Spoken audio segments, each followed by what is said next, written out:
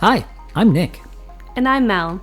I grew up playing outside. And I grew up doing something meaningful, watching movies and TV. I never had cable, and we finally bought a VCR about the same time DVD players hit the market. Throughout our marriage, Mel has sadly missed many of my pop culture references and movie quotes. So it's time to catch up on all the films I missed. Good evening. Hello, Nick. Hello, Melissa. And, well, what are you thinking? I'm thinking, it's a movie night and we're recording and we're going to watch it with the kids. What could it be? Yeah. This is obviously rated G or PG. I don't know. I could be going way off script here. You never know. So, yeah. What is it? Give me a clue. I'm ready. You want a clue? Yes. Okay. We watched a video today of the Stoke Lords on TikTok. That's a really good clue. And we're eating a meal that people in this movie would eat. I had you with the first clue. Oh, did you? It's Teenage Mutant Ninja Turtles 2. I'm really good at giving clues. You are. Well, I'm also good at interpreting clues. That's fair. You are very good at interpreting clues. That's true. What do you know about this movie? Have you heard of it? No, I haven't heard anything about it. Nothing? I don't know anything about this movie. Maybe it's the one that I saw when I was a kid. Okay. Because we watched the first one. We did watch the first one. And I didn't jog any memories. Yeah, what do you remember about the one you saw as a kid? Nothing really. Okay. Just the turtles themselves. Okay. And maybe dancing. Maybe the turtles did a dance. Dancing. Okay. Yeah. They danced in the first one. They did. Maybe yeah. they just danced in every one. I don't know. Okay. So have you seen this movie? Are you joking right now? Did you tell me one Is time? this a joke? No. Are you trolling me? No. I'm not turtling you either. Okay. You're not turtling me. So you saw this movie. I absolutely 1,000,000,000% saw this movie, yes. Why am I thinking that maybe you liked this one more than the first one? Oh, because I probably talked about it during the last podcast accidentally. So you did like this movie more? I don't know. That's honestly like asking me which of my children do I like more. Oh, really? I don't think I'm allowed to say, even if I have an opinion. Yeah. So, first off, you don't know anything about the plotline, right? Nothing. Give me the lead character. Give me the character's name. See if you remember. Yeah. Donatello. What's his weapon? That's not what you asked. Oh, okay, fine. Okay. Donatello. Leonardo. Okay. Michelangelo. Raphael. All right. Do you remember the color coordinations for any of them? No. All right. First off, if you're ever in a nerd conversation, come here, get closer. Okay. If you're ever in a nerd conversation, yeah, and someone is like, "What color is each Ninja Turtle's eye mask?" Yeah. You can go, originally, they're all black and white. So, and when they went to color for the first time in comic print, they were all red. And then just leave it at that, and you don't have to answer another question. Boom. You're done. Can I go back in time and answer you in this podcast? I mean, you can. I don't know how well it would work. You'd have to hit me in the head with a bow, which is whose weapon? A bow? Yes. Like a bow and arrow? No, a bow. It's a samurai. It's a martial arts weapon. Is it the sticks? Sticks plural? No, it's a staff. It's a bow. It's a single staff. That's like how what Morgan uses in The Walking. Yeah, I was just trying to think of his name. Okay. Yeah, that's a bow. Okay, thank you for the weapons. Yes. Knowledge. What's the original question? I got lost at this point. I was asking if you knew the colors, and then I was just trying to give you a pro tip in the future. Yes, and I'm going to go back in time, but I've decided this is not important enough to start a time loop. Fair enough. So you never know what variants you can create, so that's a smart, wise choice. Thank you. Okay, so what are you excited about, and what are you dreading going into this one? Okay, I'm excited to see who the humans will be. Okay. Who they'll be played by. Mm-hmm. Will there be any celebrities, that I recognize? Okay. What am I dreading? Well, it could be not a good plot. Not a good plot? Yeah. How could it ever be a bad plot? Are you crazy? This is the TMNT. This is insane. Like, okay.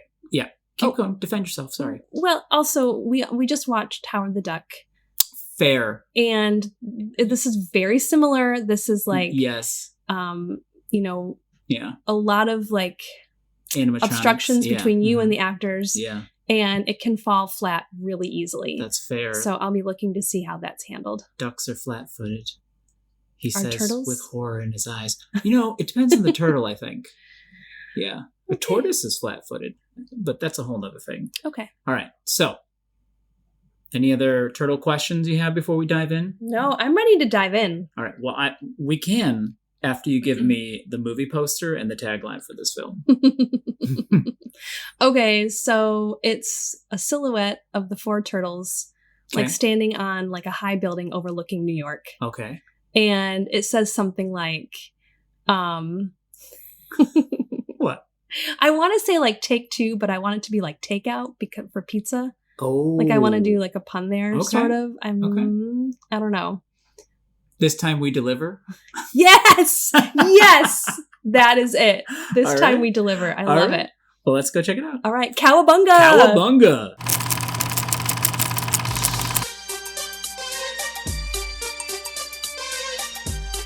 New York, a city where 8 million can scarf down their slices in safety, knowing that when pizza is close by, help is never far away.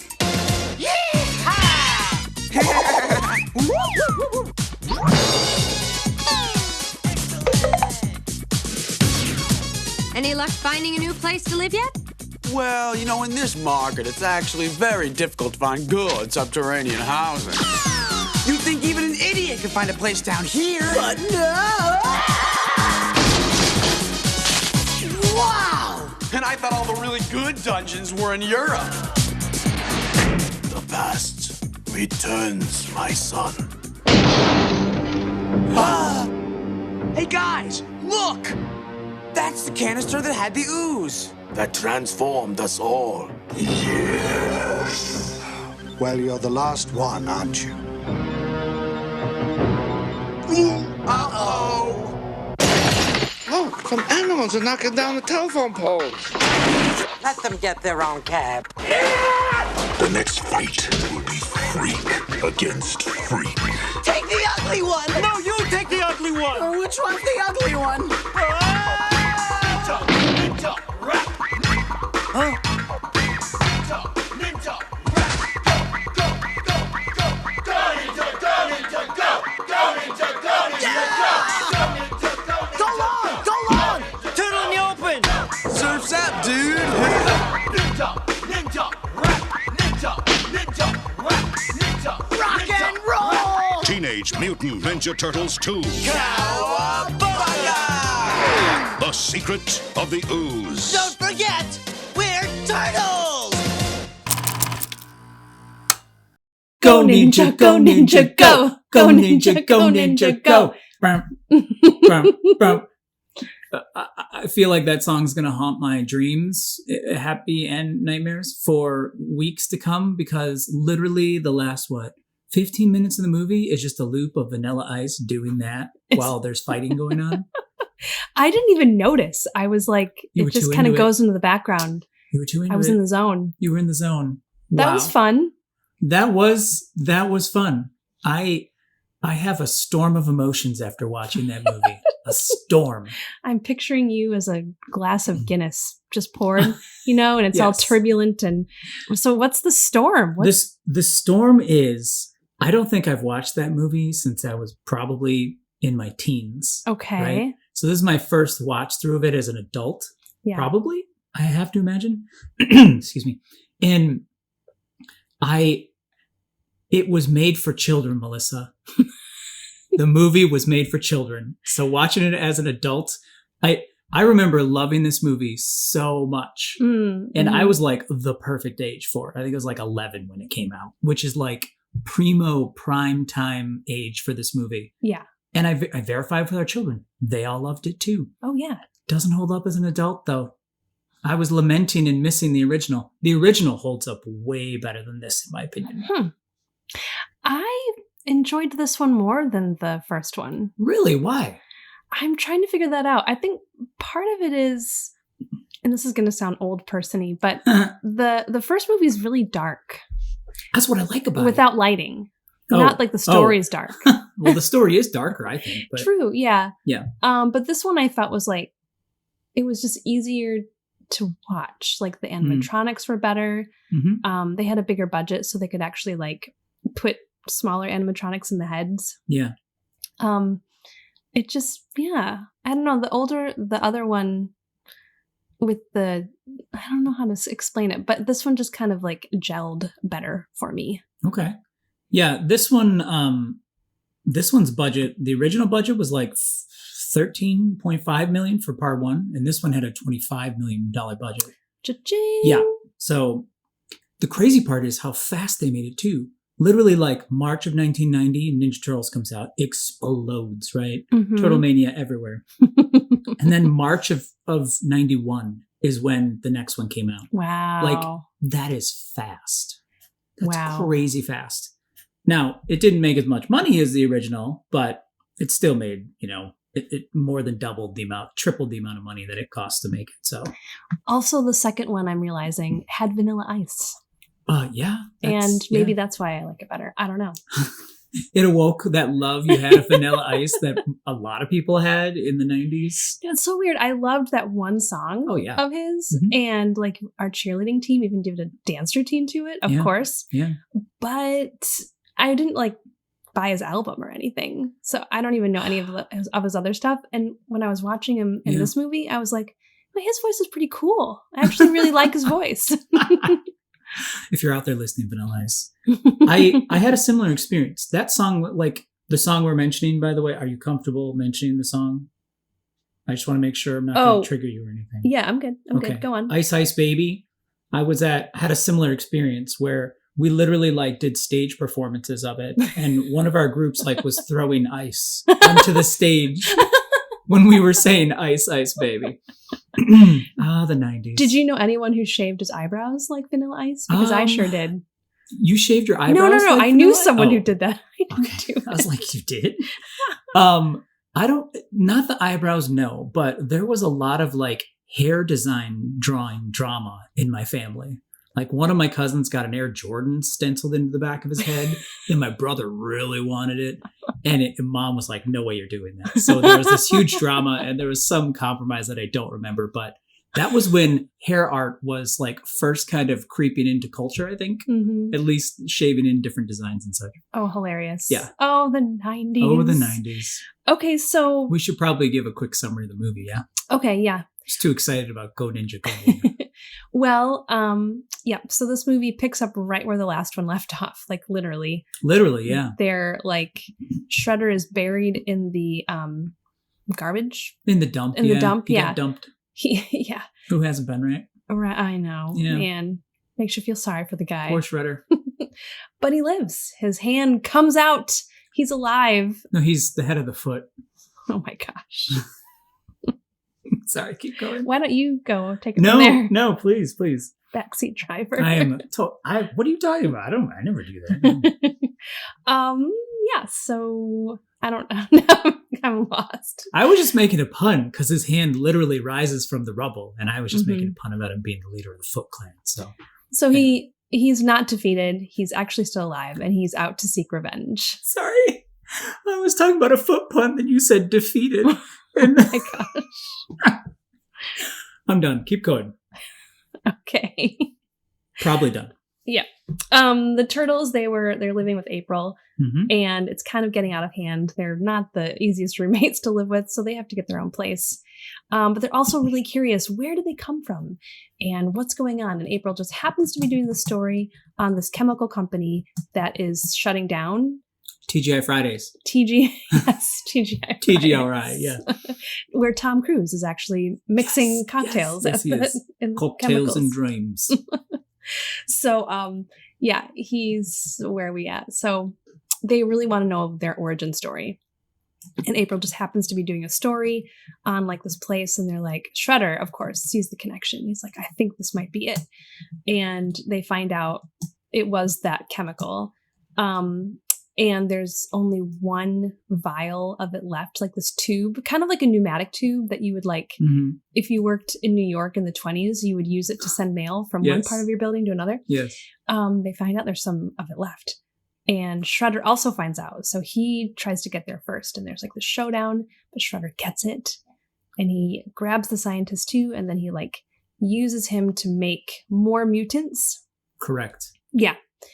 And, you know, there's another showdown and they fight. And Vanilla Ice sings. And they finally take care of Shredder. And we'll talk about the end sequence too. That you're shaking your head. That's I'm laughing because you just, of course, anchor a huge plot point on Vanilla Ice singing. That's keep going.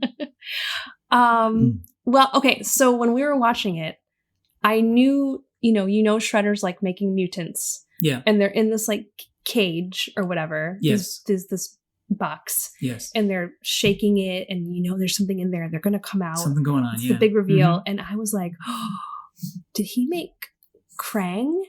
Is it Craig? It's or Krang. Yeah, Krang. Did he make Krang and Bebop and Rocksteady? Mm-hmm. And so I was trying to remember what they looked like, and I think one was like a rhino or something. Are you asking like Bebop and Rocksteady? Yeah. Yeah, Warthog and a Rhino. Yeah. Mm-hmm. So I was thinking, is this it? Is Yeah. this going to happen? Mm-hmm. And it didn't. No. They were different things. There was Yeah. like, It was like faux Bebop and Rocksteady. yeah. It was a wolf, which, like, plot-wise, they're like, what animals could you find that are fierce? And they're like, we found a wolf in New York City. Maybe they got it from the zoo. I don't know. And a snapping turtle. Yeah. Toka and Razor. Yeah. Or something like that. Mm-hmm. Yeah. Mm-hmm. I was a little disappointed at that. Yeah. I read that the producers didn't want to do that. They didn't want to do the cartoon one? Yeah. Yeah. Huh. Maybe they wanted to stay individual to them versus just copying what's in the cartoon. Maybe. That happens. It would have been a whole other like crazy story if Krang was real. They could have made Bebop and Rocksteady very easily. Like, that was just I think just a choice of like, how do you get a rhino? You know what I mean? And a warthog in New York. Maybe. But a wolf is so much more believable. Well, that's true. I meant more like the Krang angle because he's like an interdimensional being. Yeah, so that right? would be a lot more to handle in a movie. Is that Teenage Mutant Ninja Turtles 3? No, that's the cartoon, but I don't know. Maybe. How do you know there is a Teenage Mutant Ninja Turtles 3? I think I've got my answer. I can't imagine how many times I've said the phrase Teenage Mutant Ninja Turtles in my life. Probably thousands. Do you know what phrase I say a lot? What? Shredder, what are you doing? That's true, you do. I love that one. Oh. Wow. Well, thank you for the summary. Mm-hmm. Yes, what would you like to talk about? Because you need to get some stuff out. I have old man Nick things, right? Old man Nick, and I was saying this during the movie. I was like looking around to see if everybody else was enjoying it because I'm like, this is not as good as the first one. This is clearly not as good as the first one. And is anybody else responding to this? Does no one else notice this? Does no one else care? And no one else did. It was just me. Is this a case of your memory building it up to be more amazing and fantastic than it actually was? No, this is a clear case of like when you watch movies at different times in your life, it hits you in different ways. Real. Like this movie, 1 billion% was made for kids. They even said that. The producers were like, we got a little bit of a backlash about the violence in the first one, so we toned this one down a bit, which is hilarious because their idea of toning down the violence was just having them take like common household items and using that to bludgeon people with instead of their, ninja weapons. Yeah, there's a whole scene where they're in a toy shop fighting. Yes. So one of them uses a yo-yo and like uses that to knock out enemies. I guarantee you I tried that. I guarantee you I tried picking up a yo-yo, twirling it over my head and trying to hit my friends. That happened. If I could go back in time, I would watch it. Did anyone get hurt, including yourself? I don't remember it happening, so I probably got hurt and I concussed myself. But that 100% happened. One of the ways also that they made it less violent is instead of that other guy who was like their violent sidekick in the first one. Tatsu? Casey Jones. Yeah, Casey Jones. Instead of Casey Jones, they had Kino. And he was actually a double for maybe Donatello, a body double. Okay. In the first one. And they liked him so much that they created this role for him. Interesting. Yeah. He's amazing. He is. I remember being excited about him because what was his name again? Ernie Reyes Jr. Ernie Reyes Jr. And he was Donatello's fight double in the first one. He's just awesome. He's been in a couple other movies I really like, which I will show you one day. And if I recall correctly, his first movie was The Last Dragon, where it's like a Barry, who's the Motown record producer? Barry Gordon? I think it's Barry Gordon.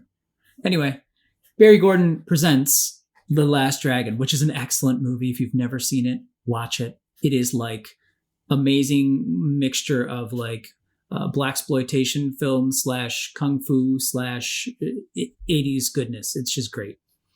But anyway, he's in there as like an 8-year-old, or maybe he was 6. He was really little. Cute. And then he was on TV shows in the 80s. Like he was in a cop buddy drama thing where like his dad, if I remember right, because I literally haven't seen this since I was probably 8 or 9, his dad was killed and he was a detective. And the dad's partner like got custody of him, and then they solved crimes together. Now, either I dreamt that or that's real. I haven't looked it up. Anywho, he was awesome too. That's one of my old man gripes though, is I missed Casey Jones. This is literally the day after, right? Yeah. All of a sudden, April has an apartment, even though the apartment building burned down. Right. Right. And she just has this magically furnished apartment. An awesome apartment, by the way. It's very awesome. It has a staircase like one of our friends had. A spiral staircase that just goes up into nowhere, where the private things happen, of course, because that's where the perch is. And then Casey Jones, you know, he was like so integral for the last movie, and then not even mentioned in this one, just gone, erased from history. Poor Casey. Okay, so what other things bug? Those were the primary things. I don't know if it was intentional or if it was the difference in technology, but the talking of the turtles, I felt opposite. I felt like it was a lot more noticeable they were puppets in this one than the last one. And I think a lot of that had to do with like the whole Bruce factor, Jaws, you know? Like in the first one is a lot darker and it felt grittier. So you didn't focus as much on the details and the nuances. They weren't like shining a light on them as much as in this one. And in this one, they felt more cartoony to me. The first one felt very like they were trying to make it, this is a serious movie. They had like a dramatic undercurrent about like child gangs and stuff. And then they dealt with that. And then anyway, there's a lot of serious tones and then the fighting and everything. And this one definitely just felt like it was made for kids, which is fine. That's okay. I'm just saying.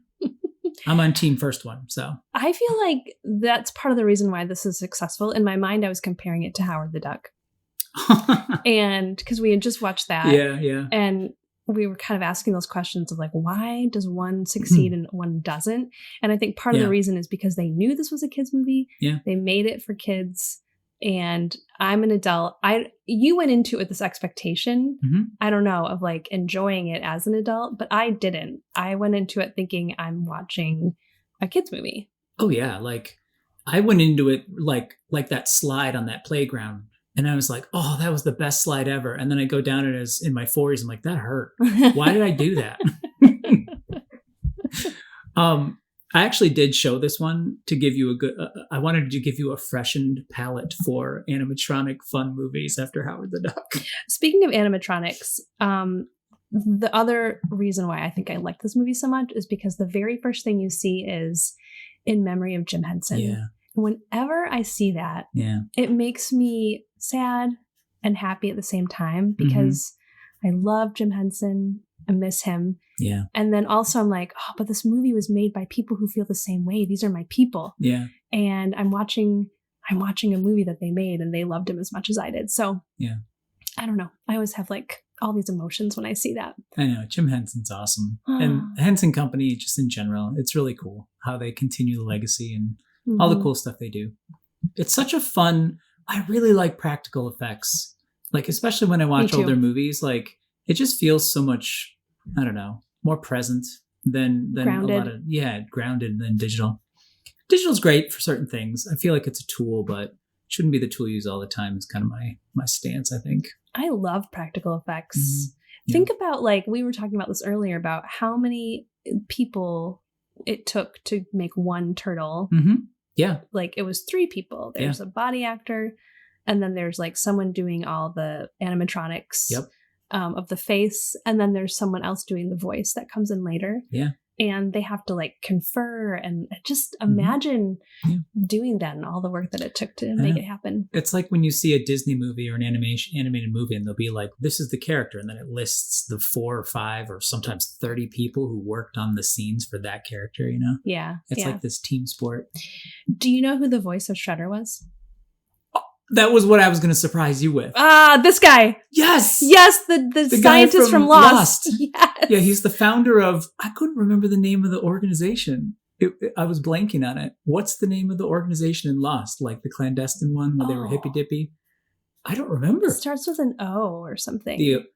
It's not Omega. It's not Omega. It's not Omega. Oh. I don't remember. We're going to remember in 5 minutes, but I was totally going to surprise you with that. Wow. Yeah, that made me happy. I could see it too. Like you can see it in his eyes, obviously. There's a lot of close-up shots of Shredder's eyes in this movie. I would quiz you on who Splinter is, but we covered that in the first one, but it was a fun reminder. The voice and puppeteer of Splinter, Elmo. Wait, of Splinter? Yeah. Yeah, okay. Yeah. I was thinking you meant Kevin someone Clash. else. Okay. Yeah, no. Mm-hmm. Okay, so you like to make connections between movies. Yes, please do it. Can you make a connection between Elmo and Splinter?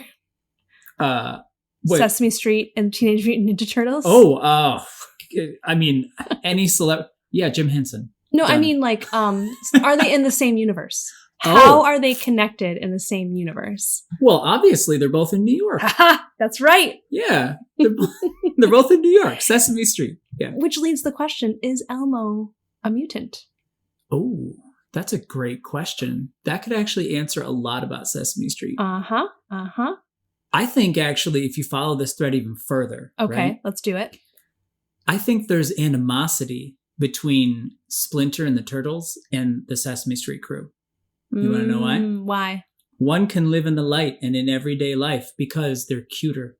It's like nowadays we have animals. Some animals are cute and we're like, oh, don't kill them. Don't eat those. And then other ones were like, yeah, let's eat that. It's just like that. Sesame Street, they mutated into a strain of like looking cute and kind of like not scary and realistic. And the Mutant Ninja Turtles and Splinter, yeah. I think it was a controlled laboratory thing at TGI Fridays. I mean, TGRI. And then they did controlled mutations, and that's how we got Sesame Street. So they're actually all chicken fingers that have been... They could be. Maybe that's why they're so in the alphabet. Because TGRI, anyway. Oh my gosh. Wow. Okay, other question for you. Yes, please. Okay, so one of your favorite parts in this movie is the headquarters that the Teenage Mutant Ninja Turtles get. That held up as an adult, the wonder of that part, yes. Yeah. What did you like about their headquarters, and what makes, in general, a good headquarters? First off, their headquarters is like an 1890s or maybe early 1900s, like subway tunnel. It was based on a real one. Go ahead. Yeah, this is true. They do excavations and stuff. I mean, they didn't model it, of course, but they do excavations in New York and they'll find like old tunnels that have been sealed off and stuff. And so there's like all this beautiful work. There's like stained glass. There's a car, like a train car from that period. And it's just amazing inside. And it's one of those things where you're like, if I could live there, that would be amazing. Yeah, totally. What makes a good layer? Is that the question? Yeah. Solitude. I mean, Superman set the standard, really. He chose the wrong pole, but he set the standard. Mm-hmm. Like he chose the North Pole, which, doesn't, it's just water now. But anyway, yeah. Solitude is great.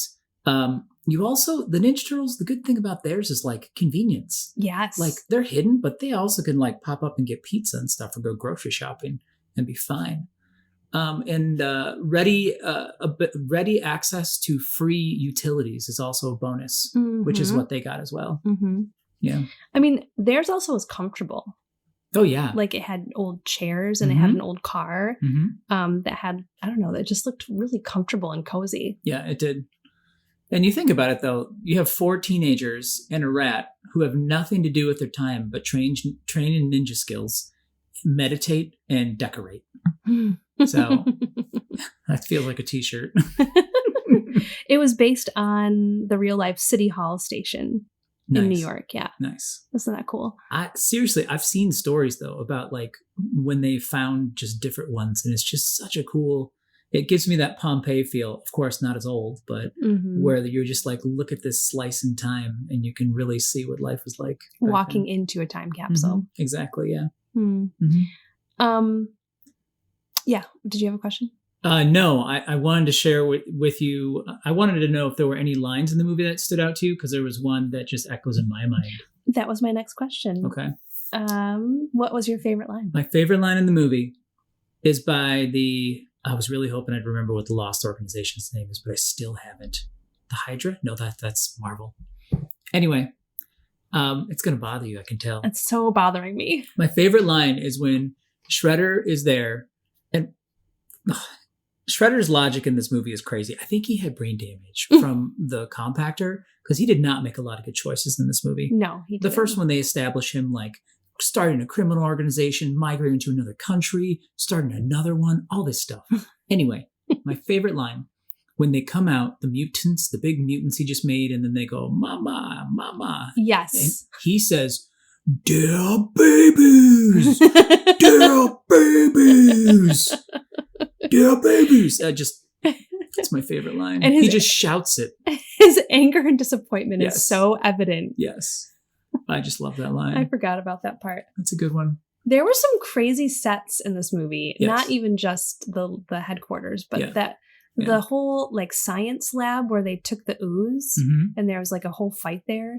That was a crazy set too. Yeah, and it had all the things you want in a science lab. Just machines of just lights. It's almost like they found them from war games in the 80s and just like took them and recycled them. Yes. And then random switches that only do one thing ever. You know, like he had the thing to suck the ooze out of the machines. There was like literally like knobs for it. Yeah, exactly. Yeah.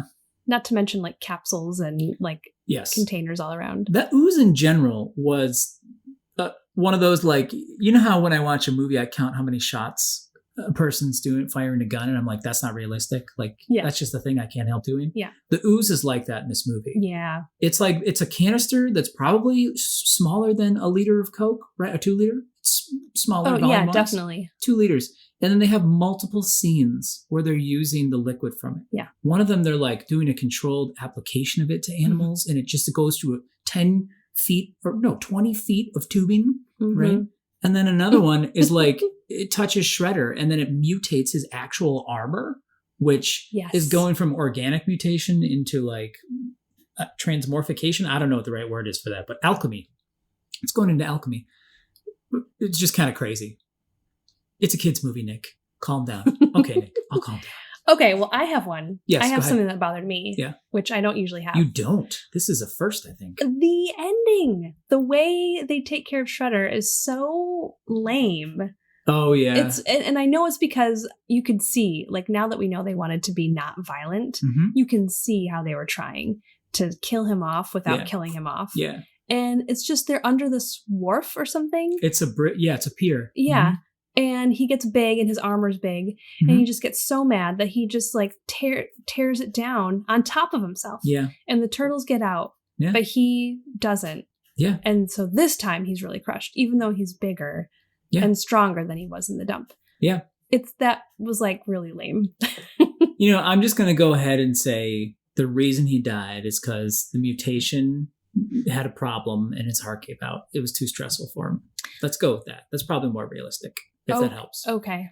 It was the only thing I do like about it is they introduce Shredder in the movie with a hand protruding out from rubble, and they end Shredder in the movie with a hand protruding out from the rubble. Like, I like that connection, but I agree. It is kind of crazy. He just kind of goes ape and then, you know, just destroys stuff and kills himself. Yeah. Although I have this very vivid memory from being a kid and seeing, and I said this, I was like, this is my favorite part. And it was literally just the turtle shells popping up out of the water. Yeah. For some reason, I remember that being amazing. I don't know why. I feel like I saw an alternate version of it or something, because the shot is different in my mind of what it looked like. It was almost like more of a river, and then you could see their shells and they were kind of like floating downstream. Anyway. I wonder if it was like, as a kid in your kid brain, you thought they didn't make it. Maybe. And then your relief at seeing that they popped up and they made it. Like imprinted that in your mind. It could be. I have a very visceral memory though of the when the turtles like pop up, the noise of them coming out of the water. I have to admit, when you said this is my favorite part, and then it was just like, ploop, like I'm telling you, interesting. That's why do you like the things you like as a kid? It's just weird. Yeah, it's weird. Anyway, if you were filming and directing this movie, when you were a kid, what like singer or rapper would you have cast for the cameo? Oh man. Honestly, Vanilla Ice was a good choice. It was. Yeah, he was a good choice. I mean, personally, in my house, we were Billy Joel fans. Ooh. So I think Billy Joel would have been amazing. Oh my gosh, that's amazing. That would have been awesome. I couldn't see him wanting to do a movie like this, though. You could probably get like Michael Jackson, maybe, if he was feeling saucy. Whoa. As an adult now, I want Prince to do it because I want more Prince of anything. Yeah. What about you? I was going to say Whitney Houston. Oh my goodness. Wow. I could just picture it. Wow. Yeah. So what, if any, messages do you think were in this film, Melissa? This film's all about finding out where you come from and then being good with it. Yeah. So I think that's what I took away from it. That's true. What about you? You need to be mindful of your weaknesses. The turtles, their weakness is pizza. Mm-hmm. You would say Splinter and Family, but it's really pizza. Yeah. And they like expose themselves and get into trouble because of pizza. So yeah.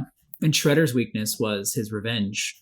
Yeah. And it was his downfall. So that's true. Mind your weaknesses. Watch your flank. All right. Yeah. Well, I love being a turtle. I love being a turtle too. That's a ninja rap. That's a wrap. That's a wrap. Tell us what you think of this film in the comments, and don't forget to like and subscribe for more.